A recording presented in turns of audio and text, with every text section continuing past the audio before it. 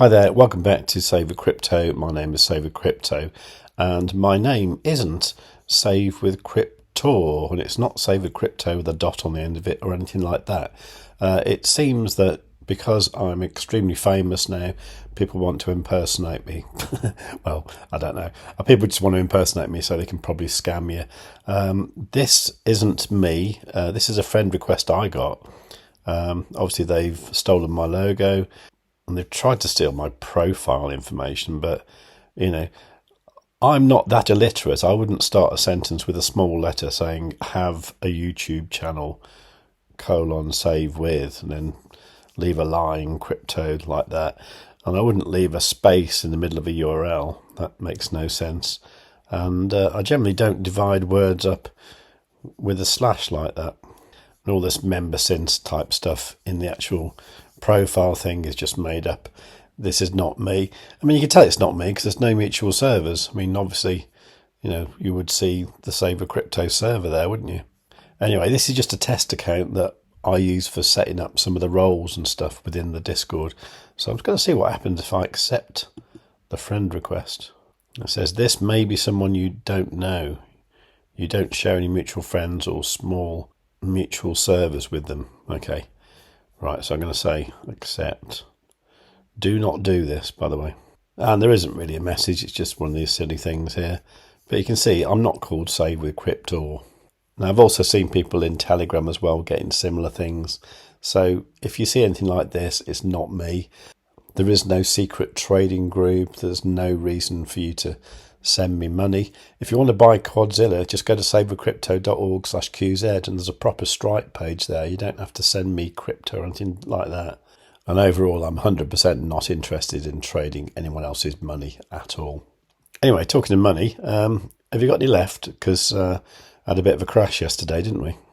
This was, of course, down to the orange man just coming up with ridiculous ideas with China and China retaliating in an equally ridiculous way, causing the markets to crash, which happened at about 10 o'clock last night, UK time. Now, I must admit, for quite a while, me and Maff have been talking about this level here at about 108, and it did shoot right below that, right down to about 101k. And at one point, I really did think we were going to go below 100k. Now, this did cause the biggest liquidation known to man, I believe. So if you got caught up in that, I'm really sorry to hear that. Please do use stop losses and just be prepared to take a loss if a trade isn't going your way. Don't hang on to it until you get liquidated. That's not the way to play the game. If you've got some money left, you can always make more money. If you've got no money, you can't make money out of nothing. So don't get liquidated. Just take the loss and move on. Anyway, could we have known about this? Well, Quadzilla knew about it on the 12-minute time frame. We got this red background here. It seems quite innocent. This did happen at about 3 p.m. yesterday, and after that the price came down 16%, which is quite a phenomenal pullback, but we have seen bigger in the past. Now, of course, all these red backgrounds on the 12-minute don't always do that, but they're not bad. Look at this one here. That called the peak there. This one here, the peak there. This one here, even that. This one here was pretty good. So I think it's probably well worth setting an alert on the 12-minute time frame for a red background on Quadzilla, and you may as well have that once per bar close and give it a serious message like dump incoming, and next time you'll know. So I suppose the big question is this the end of the bull cycle?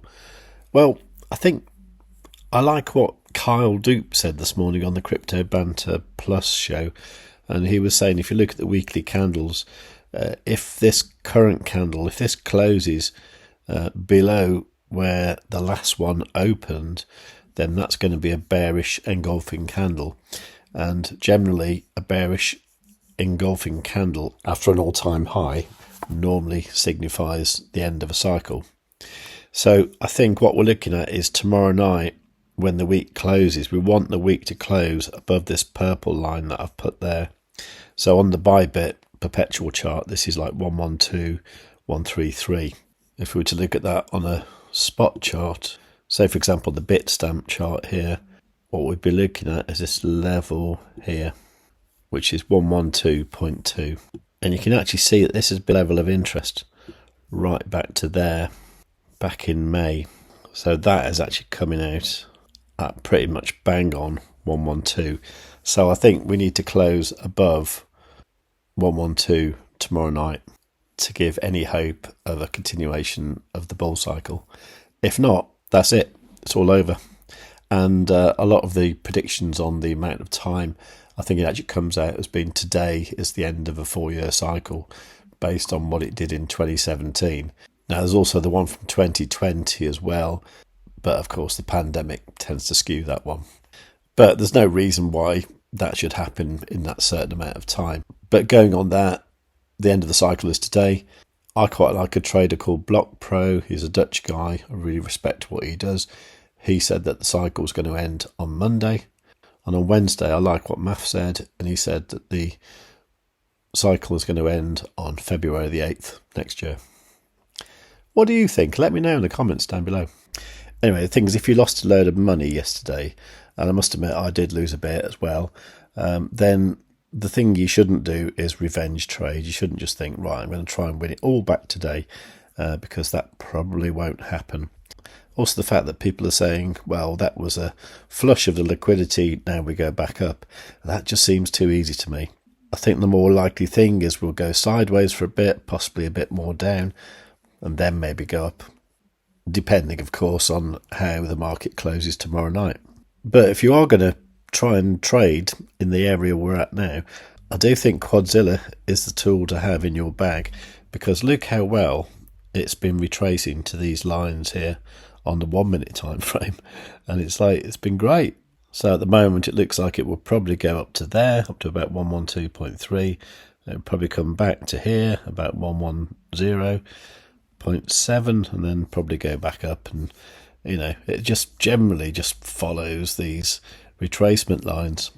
So you can make money while it's chopping around. It's not the easiest thing to do in the world, because obviously the movements aren't that big, and it is the weekend, and there is lots of uncertainty in the market as well. But it certainly does help. And as I say, keep an eye out on the 12-minute time frame for these backgrounds here. You can see we just got a green one at 9 o'clock this morning, and that called the bottom there, and we've been going up ever since. So that might be a better way to trade it for more of a swing trade. And there are lots of ways to use Quadzilla, and if you use it already, let me know how you use it in the comments down below. If you don't use it at the moment, let me know why. I'm really interested to know. Any questions, leave them in the comments down below. While you're down there, please do make sure you are subscribed and you've got the notifications set to all. Do remember to give the video a great big fat like. And above all, don't revenge trade, get Quadzilla, and tell your friends.